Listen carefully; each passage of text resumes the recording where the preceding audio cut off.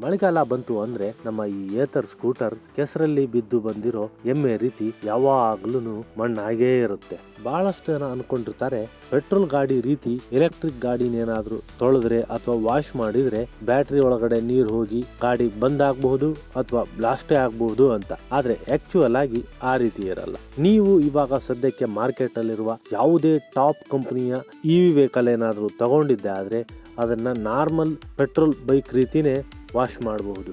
ಅದಕ್ಕೆ simple tips ಏನಪ್ಪಾ ಅಂತಂದ್ರೆ, ಮೊದಲು ನಿಮ್ಮ ಗಾಡಿಯನ್ನ ಶಟ್ ಡೌನ್ ಮಾಡಿ. ಅಂದ್ರೆ ಕೆಲವೊಂದು ಗಾಡಿಯನ್ನ ಸ್ವಿಚ್ ಆಫ್ ಮಾಡೋ ಆಪ್ಷನ್ ಇದೆ, ಕೆಲವೊಂದು ಗಾಡಿಯಲ್ಲಿ ಅದಕ್ಕೆ ವೆಕೇಶನ್ ಮೋಡ್ ಅಂತಾರೆ.